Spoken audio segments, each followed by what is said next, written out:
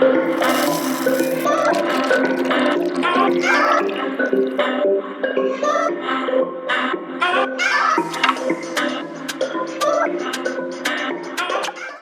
morning, my pervies, and thank you for coming to the next episode of Coffee and Cleavage.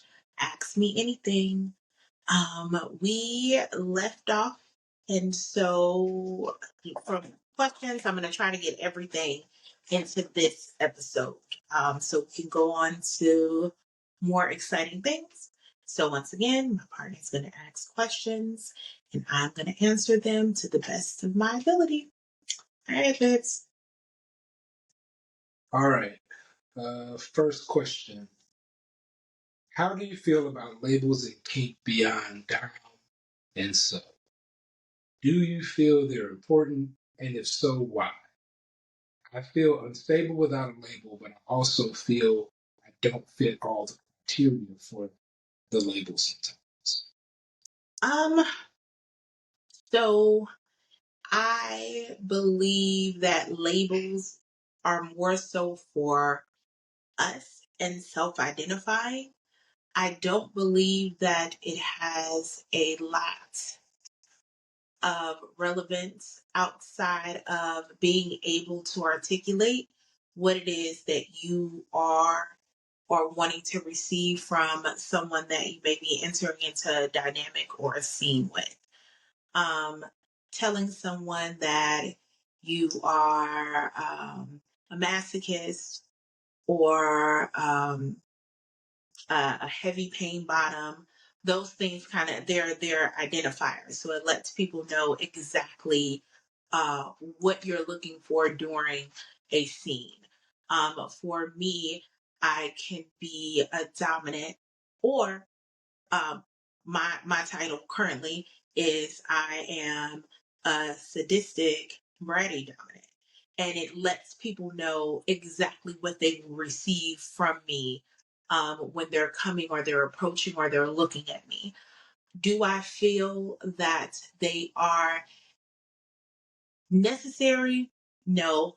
You can articulate what you like without necessarily giving yourself a label. Um, I believe that I touched on it the last episode, so I'll say it again. We didn't come into this lifestyle that we're choosing to live to necessarily live within a box. I don't fit all of the criteria to be seen as um, bratty, right? But that's what I am because that's what I identify as. You don't have to meet all of the criteria. And actually, the criteria is simply a guideline, it's a base level. So, trying to fit into all of the things will keep you in a state of confusion. So, I don't think that it holds a whole lot. There's some people that like a little bit of everything and they just choose to not necessarily identify and just say, hey, I like a little bit of everything. So let's talk about what you're into. And then I can compare it with what I enjoy. So I think that pretty much answers that question. All right, babe, next. What do you see as the biggest roadblock for Black folks to get involved in kink? Honestly, it's ourselves. Um, we are quick to dismiss things that are outside of our norm by saying, oh, Black people don't do shit like that. Which is not the case. I believe that being able to step into kink is being able to be transparent with self, being able to say it's okay to not fit in with what societal norms tell you that you should fit into. Um, And so I think that our biggest roadblock is ourselves. Um, we do a lot of trying to fit into boxes, to not bring too much attention to ourselves. And I think that that also stems into kink and our ability to step into this lifestyle and to be okay with being different. So, yeah. Oh, I guess kind of a part two or a good segue to that question. How can we as Black kinksters better support each Um, I feel that we do a lot of internal fighting. We don't do a lot of supporting of ourselves when we get it, the supporting of each other when we get into these spaces. And I believe that that is definitely something that's needed for the growth. Our experiences are going to be different than other POCs or non POCs. And so having people that look like you, that experiences life like you, and experiences the kink spaces the way that you do is super, super, super important. And so being able to come together and actually work as a team to help all of us grow in this lifestyle is something that's really important and is something that's really lacking. Creating safe spaces. I know that's something that I am heavy on. My spaces that I create are not just BIPOC spaces, but they are safe for BIPOC, specifically Black people, because there's not a lot of safe spaces for us. And so with that being the case, I want to make sure that as we're creating um, the TNGs, as we are delving into uncensored and all of the other things that we are, uh, making way for, that it is safe for us, but it is inclusive to all. other? Awesome. Next question. What is a kink that started as a limit, but something got you curious and you started to enjoy? Um, I would say starting out, because I'm still pretty new, I'm still learning. I think the biggest thing for me was degradation and humiliation. Um, it was a very hard limit for me. Uh, from trauma and just life experiences, it was just not something that I wanted to do or be part of. Partially because of my experiences and not wanting to cause trauma to myself. It wasn't even about other people because they're saying, hey, this is what I want. And for me, it was kind of like, yeah, but after all of this is done, I still have to be okay with myself. I still have to come down from whatever it is that I've supplied, and I want to be okay with it.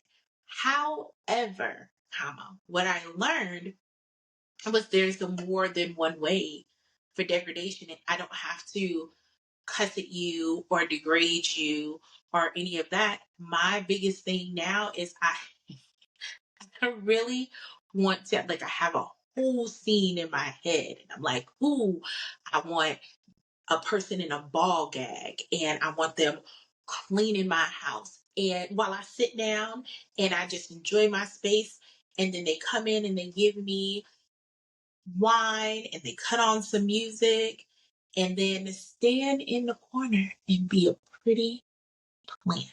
Just silence. And then we're done.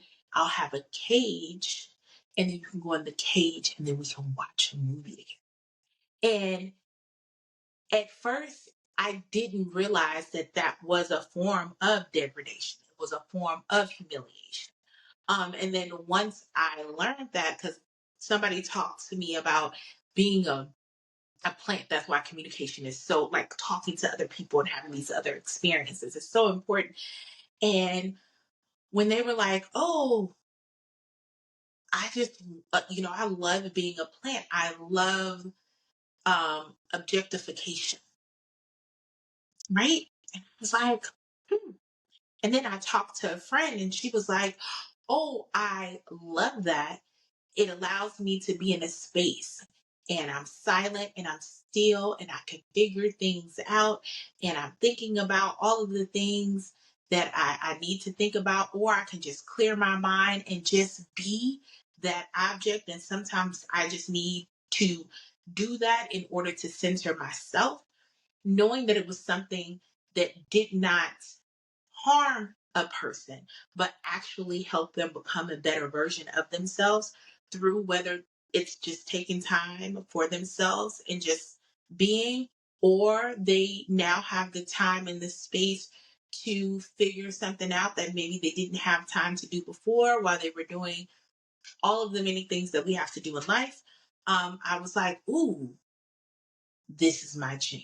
And so I haven't been able to do that just yet. I'm very particular about who I play with and all of that, but that is on the list. That is on the list. So, yeah. Okay, next question. How do you distinguish between identifying and showing up as a kinkster and a leather person? Can one be both?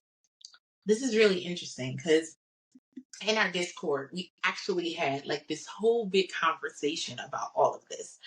Um, and the best the best explanation that I heard was kink is what we do and leather is who we are. Anybody can be kinky.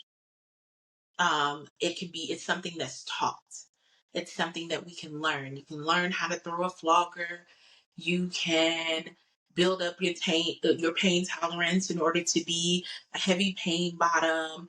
All of this is just things that you can learn and you can do. Um, Being leather is a way of life.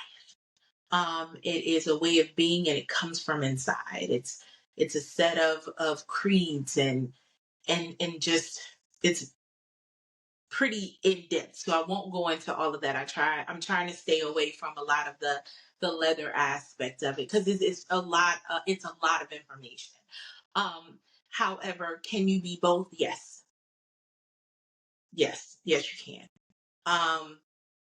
And normally, you're either kinky or you're leather and kinky because kink is we're in BDSM. Kink is part of all of us. It's what all of us do in some way, shape, or form.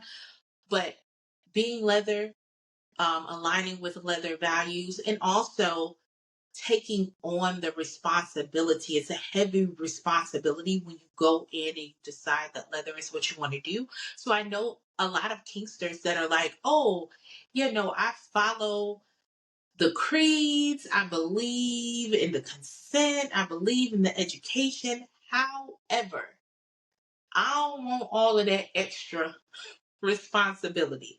So I am just kinky. I just want to get in there, have fun when I have time to have fun. And that's just it. And that's all. And that's okay. Okay, I'm ready. Okay. How do you approach skill building and risk awareness? A lot of learning, a lot of conversations. Um, my peers, my mentor, um, I lean really heavily on them as I learn. I'm actually, as of today, I'm super excited. I am currently working with one of my leathers to co-top. I've never co-topped, right? I've done on the fly negotiations. I've had a dynamic where it was negotiated, but as far as co-topping on a scene, um, it's not something that I have experience in. And so what I have to do is allow somebody with the experience, with the time and all of that to the time in to actually lead the process. I'm learning. and I'm watching and I'm seeing how they move and what they do and what vetting looks like on that scale of, what it is that we're planning on doing. And I am just sitting back and watching and learning and taking notes. And I'll read a little bit of things about that particular aspect of things. Everything is learning. And so it's about taking that time and utilizing your resources. Okay. Oh, this is an interesting one. What suggestions do you have, or what advice can you give to a new person interested in joining the public scene when they have anxiety about feeling underrepresented in their community? Um, so the first thing I would say that has to be worked on is the anxiety from feeling underrepresented in the community. As BIPOC, we are underrepresented in everything that we do, whether it's job, school, whatever it is. There's never a lot of us unless we go to a space that's specifically for us or that caters to us. So to think that we're going to come into this lifestyle and it'll be different, it's not going to happen. We're outnumbered everywhere that we go. So first we have to be secure in ourselves and understand that just because I'm underrepresented in this space doesn't mean that I don't belong in this space. It's important for us to go in and trailblaze and kick doors in and let our voices be heard in spaces that wouldn't normally have voices. One of the things that I strive to do is to speak up where our voices are not heard. I remember I went to a class and it was about wax play, and all of the information was phenomenal. Temperatures, just all of the things. The facilitator was amazing and was super knowledgeable. But a young lady asked a question. She said, "Can you tell me what the different stages of burns look like on black skin, on darker skin tone, on heavily melanated skin tone?" And no one could answer, right? And it wasn't because this person was, because we like, a lot of people, they like to exclude us. And I don't think that it has anything to do with that. When we come in and we teach from our frame of reference. So if you don't play a lot with heavily melanated people, your thought process is not, hey, I need to make sure that I include this into the teaching. So people that look like me have to come into these spaces and be willing to be uncomfortable in these spaces and still come in and teach these classes, because there's not a lot of us represented, right? So that means that when we look out into that class, when those sea of people, there's not going to be a lot of us. However, there's going to be some. Or even if there's none, if these people play with people that are heavily melanated, this is needed information to make sure that our community stays safe. So you have to be willing to be uncomfortable in these spaces to be able to get out and do what you need to do, whether it's play, whether it's teach, whether it's allowing yourself growth.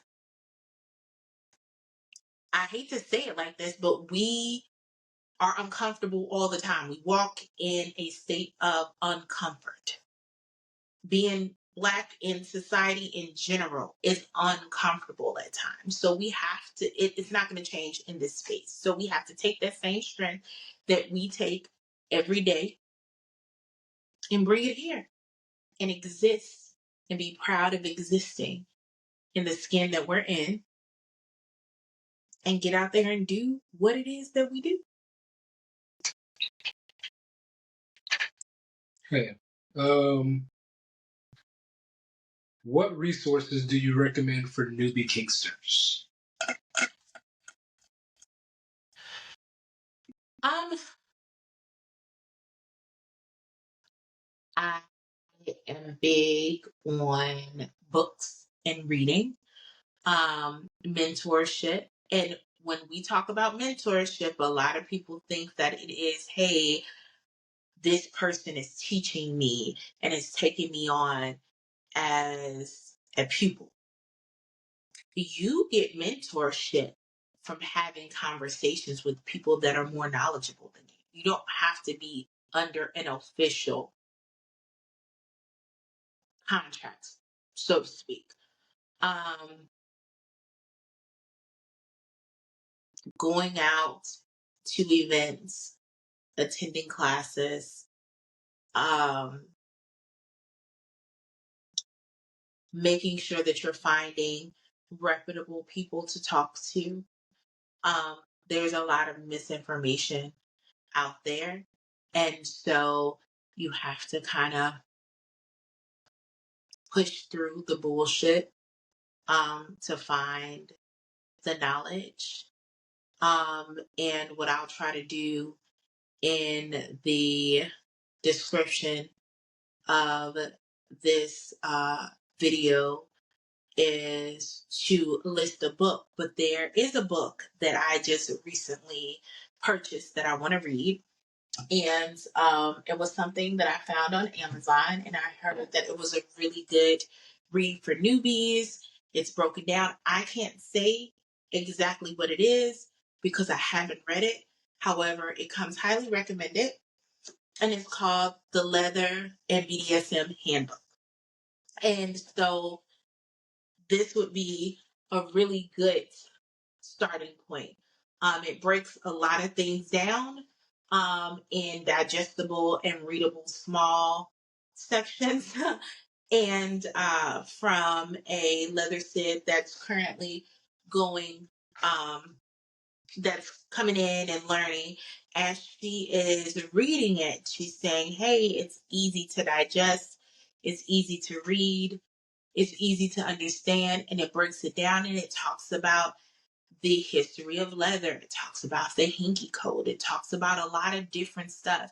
And I am a nerd when it comes to just education. So I want to know it all. And then as you delve into this book, then you have a starting point for your own self exploration and just reading and continuing to dive in. So if I had a recommendation, I would recommend this because I have my mentor recommended it to my partner. My leather sib recommended it to my other leather sib. Like it's something that is talked about actively and often, and it's also affordable on Amazon. It's not overly expensive. So, Okay. How did you find your dynamic and what was the process like? What were the green flags that propelled it forward? And what were conflicts you overcame? And how did you all overcome? I've had one whopping dynamic. Um, like I said, I'm very particular on who I give my time to in general. Friends, whatever the case may be, I'm very particular. And so me and my partner, we started off in a dynamic. And we, he just treated me like a regular person. I go on these rants all the time on Fit about, oh, just treat people as a regular person. Talk to me as a regular person. all of this, and for some reason it goes in one ear and out the other. This man got into my inbox and was like, "Ooh, I like your locks. How long have you been growing them?" And I was like, "Oh." And one thing about me, you catch my attention, I'm gonna talk. If I don't do nothing else, I'm gonna run my fucking mouth. I'm amazing at it. He been trying to beat me in this Discord for a minute. I'm still top, right? So that's a whole conversation for a whole nother time. And it just kind of went from there. And once there was an interest for me, because once again I'm demisexual, it's very hard to catch my attention. I get bored extremely easily. And if you try to stick anything sexual, borderline sexual, tiptoeing on the line, I'm done with that. Now you're just showing me you don't respect boundaries. And from there it kind of grew. And we sat down and we talked about what we were looking for. We both were new. And we both wanted to delve into that side of ourselves. And we sat down and we talked about what we wanted, what we didn't want, how we wanted it to look. And once we came to an agreement, we decided to start the dynamic. And it was rocky. In the beginning. I do a lot of temperature checks. I always want to see how things are going, what could be better. I remember one of the things that was a big concern for him was, "Oh, you ask for permission, right?" And I was like, "I guess I do want permission." And then I stopped it. And now he says that I was this super hard person to to like, rock with in that way, because now I was just like and demanding. Um, there were a lot of hard situations. I think the hardest one was dissolving the dynamic. Um, through the process, feelings developed, and it the lines became blurred. And so we had to kind of step away from the dynamic as a whole. And we actually stepped away from each other for a little while. Um, and then we decided to come back just as partners. And even though for some people that would be seen as not positive or failing, I look at it completely different. We were able to sit down and see that this particular dynamic, or how it was laid out, the DNS that we were in, um, did not serve. He realized that he's really more of a top leaning, a dominant leaning switch. And for me, I said what I said. Why are you not doing it? I'm confused. This is what you said you wanted. And so that's not gonna work. It's not gonna mesh. Right? It didn't change the feelings. It didn't change, me caring for him the way that I did. It just didn't work. And you have to know when a situation has kind of ran its course. Because we're growing, we're learning, we're evolving, and we don't know what we don't know until we find out. And then we know. Um, there were plenty of things that were overcome before we got to that point. But at the end of the day, it no longer served its purpose. Um, and then for me, I just haven't found anybody that I feel would be a good mesh with me on this journey that I'm going on. I'm not in a rush for, another submissive, and I don't even know if a submissive is what I'm looking for. Because once again, I'm leaning more to an M&S dynamic than a DNS. And I'm learning about that now as well. So yeah, that was my dynamic. I think that's about it. Okay. Um, Thank you for the kind word. Okay. Is that what that was?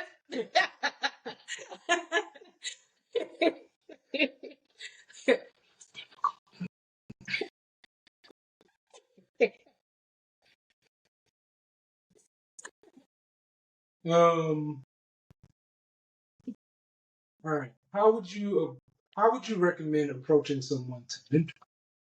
What should a typical mentorship look like? And what are some expectations the mentor and mentee should have? um, I am not sure if I can say what it looks like to approach someone for mentorship. What I can say is the vetting process once it starts, because my mentorship didn't start that way. It started from engaging and being told, "Oh yeah, no, I know who you are," and I'm like, "What? You know me? Baby, I don't even know me. How do you know me? You know?" And just learning and spending time vetting. I would think that if there is someone that you are interested in for that process, you would spend time watching them before approaching. Um, you would take a moment and just kind of watch their engagement when they don't know that they're being watched, right? Because it's really easy to put a mask on, to meet a need or to fake it to get someone involved in something. So I think that it would be imperative to sit back and just watch them move, watch them in action, watch how they interact with people, watch how they handle situations, watch how they are in the community, what they do. What are you looking for from a mentor? Do you know what you're looking for from a mentor? I have people all the time that jumps in my inbox and they're like, "Oh, mistress, FYI, don't ever fucking do that. I don't like that. It is Miss Locks.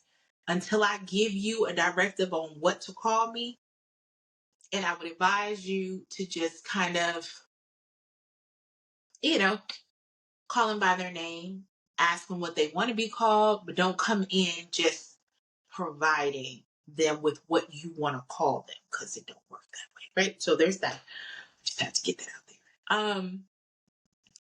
I and see, there goes my ADHD because I forgot where I'm supposed this. Um, it's really important to watch how they move, watch how they interact. Once that has been done and you feel that they fit that initial qualification, or they they seem to have what you are looking for in somebody that you will want to mentor you, then you would approach with all of that information. "Hey, my name is such and such. I've been watching for a while. I really enjoy, how you interact with A, B, C, D, and E, how you handle said situations. I'm new to the lifestyle, or I've been here for a while, but I'm to a point to where I don't think that the research that I'm doing will help me grow in the way that I want to grow. Are you looking for a mentorship? Do a mentee? Are you open to mentor?" My mentor has never had a mentee before me. From my understanding, he stated that he wasn't even interested in mentoring anyone. Some may ask, why me? And I'll tell y'all, because I'm looking awesome. He gonna see this and he gonna make me write a paper. But just making sure that you guys connect appropriately. Make sure that they're open for that job. That's a dynamic. That's a whole job.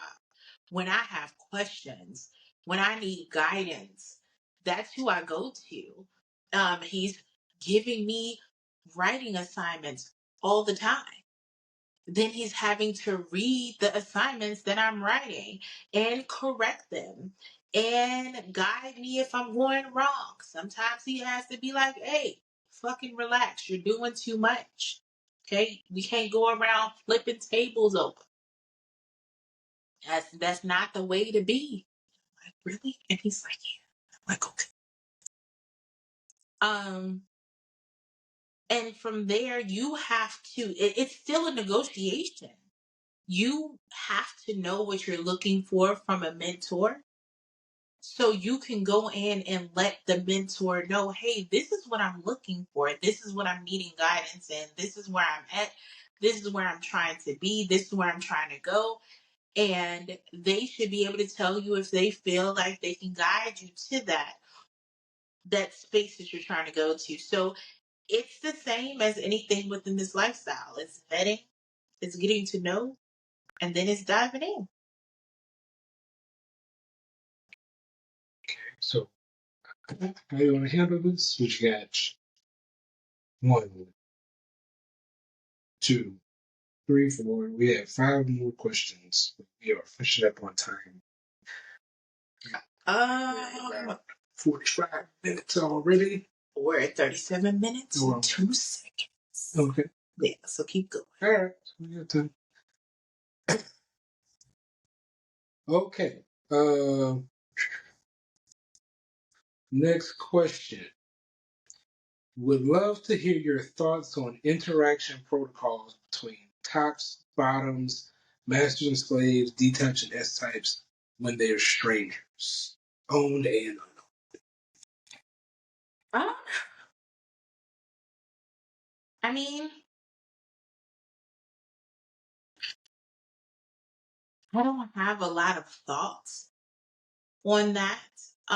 Before, like we just talked about, don't come into my inbox with, honorifics if I haven't told you what to call me. It's really about being open to asking those questions. Good afternoon, Miss Locks.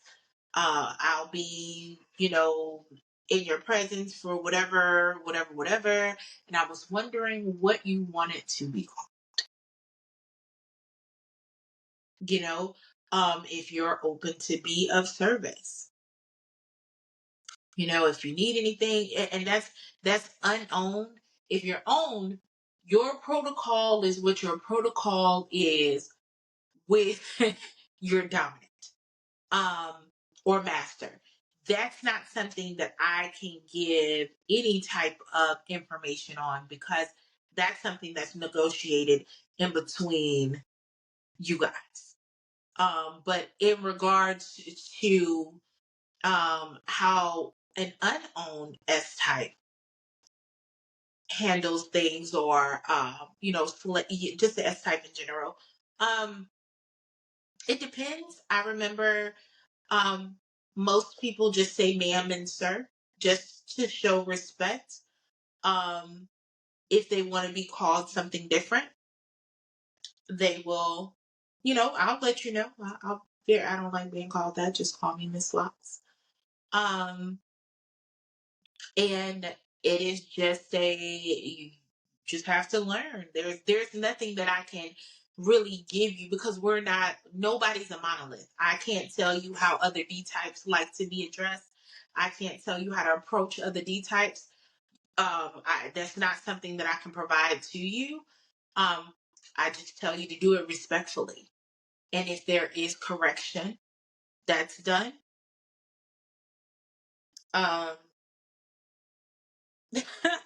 you follow that.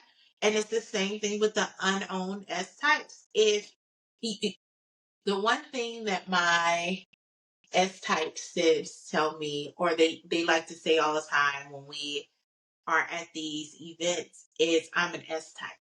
I'm not your S-type. And so as a D-type, it's a really important for us to understand that concept and not come in here talking to people all sideways and expecting them to just bow down because you a D-type or you claim to be a D-type. We won't even get into that because then I'm going to get on a tangent and then it's going to be like an hour and 50 minutes. But um, every interaction, regardless on what side of the slash you're on, should be done respectfully. You don't get respect just because you're a D type. Because you could be a shitty ass D type. So I would say proceed with caution, proceed with respect, keep it cute, and everything will work out. All right. What are your thoughts about maintenance spanking? A regular ritual spanking on a weekly or at least a regular basis. I've also heard that some actually benefit from spanking related to fibromyalgia. Love to hear your take on Um, when it comes to maintenance spankings and things of that nature, that's really up to the two that are negotiating those things. My best friend, and one of my leather sibs, they often say that sometimes because they do suffer from chronic pain, that um, things such as impact play and that type of pain actually helps them manage the other pain. But because I don't suffer from those type of things, I'm not in a space to speak on it on that level. Um,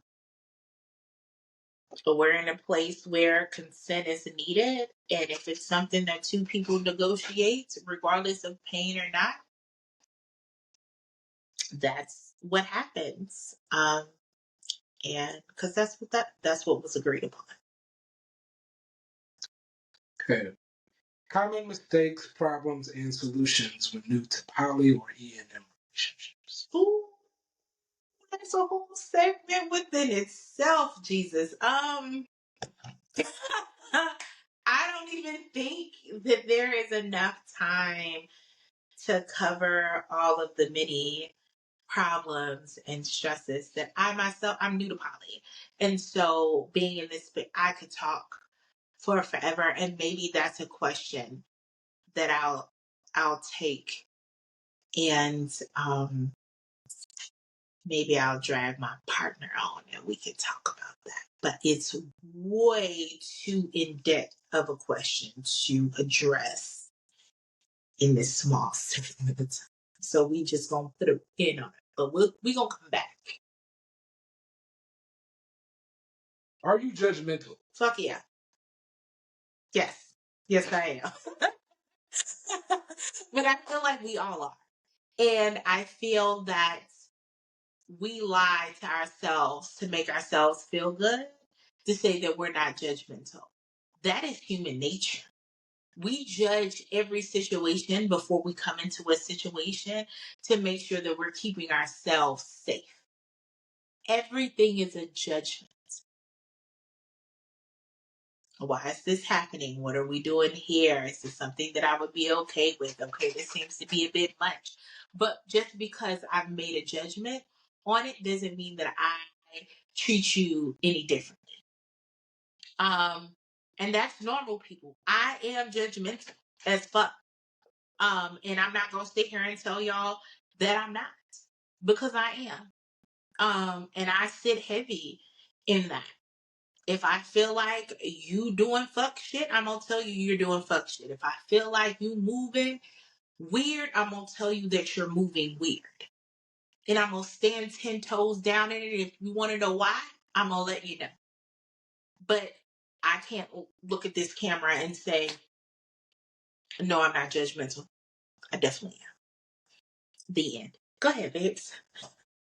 Okay, last question.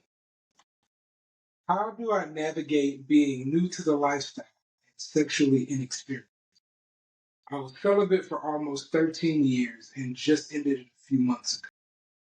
Oh, and I also travel for work as well, which I feel is making it hard. Um, well, being in the lifestyle doesn't have anything to do with celibacy. Um, you there's plenty of people that do what it is that we do, and it doesn't equate to sex. It doesn't equate to um any type of physical activities. The best statement that I've ever heard was from my mentor. He was like, "Oh, those are nice titties and all, but can I beat them?" It doesn't have anything to do with sex. His thing, his kink, his way of feeling satisfied is beating your ass. That's it. That's all. And a lot of times people equate kink to sex. Can you have sex? Yes. Um, is it a sexual space? Yes. Is there ass and titties everywhere? Yes. Yes, it is. I love you. I just want y'all to know that. But does it equate to a sexual experience? No. Should it hinder your journey on celibacy? Not at all. If celibacy is what you're looking for, that's something that should be negotiated. You don't have to get out there and play and do all of the things and then feel like afterwards it should go to sex. So, is there something that you wanted to say? Yeah, I wanted to make sure that this person's question gets answered completely because they're saying that they've ended their celibacy. So they no longer want to be celibate. So I guess they are getting into a more sexually active space and getting into the lifestyle, which can be a lot. So, what advice would you have for somebody who is in in a sense coming into a sexual awakening while in the lifestyle? Tell them to move the same way that they would move in a vanilla situation when it comes to sexual engagement. Um, those connections have to be made. Everybody's level of connection is different that's needed. But finding somebody that is looking for intimacy within this space is doable. You just want to make sure that all needs are met in that process. You maneuver. I feel like a lot of people um, like put vanilla all the way to the left and BDSM all the way to the right, but they are very much parallel in a lot of the things that we do. And when we're building these connections with people that is going to equate to something intimate or something sexual, you do the exact same thing. You just get your ass beat before you having sex. So the same thing that you would do in a vanilla situation in regards to making sure that you're safe and you're making the correct decision, it's the same way that you would do here. It would just be a little bit different. A little bit different because it has other portions of it that's included in it. Traveling, I can see it making it more difficult, but it's all about creating that dynamic that you're looking for. Whether you want to be more free flowing with what it is that you're doing while traveling, having different um, partners or play partners in different spaces that you know that you're going to venture to often, going to different events in those spaces that speak to you, and what it is that you're desiring or looking for. Um, the sky's the limit. I think that the biggest thing that we have to remember that it is about what it is that we require and what we're looking for, and it's going to look different for everybody. This is kind of a difficult question for me to answer because I am demisexual. So how a normal person would maneuver in these spaces that have come into a sexual awakening and they're getting out there and they're exploring, it won't look the same for you as it does for me. And there's nothing wrong with that. It's just being open to exploring and making sure that you're doing it safely would be the only thing that I would tell you to do. Take your time. Don't be in a rush. And I think that's all. Is that all the questions? That is all the questions. Yeah, this was long. Y'all are welcome. But I just wanted to take a moment to thank you guys for tuning in for the final segment of Coffee and Cleavage. Ask me anything. I'm definitely looking forward to these new segments that are coming up. I'm doing a lot of interviews. I'm doing a lot of conversations. I'm going to be I have a lot of things lined up to do. So I'm super excited about it. So for all of you guys that have been tuning in and loving on me, I really appreciate it. Thanks so much. And I will talk to you guys next time. Remember to like and subscribe and share and comment.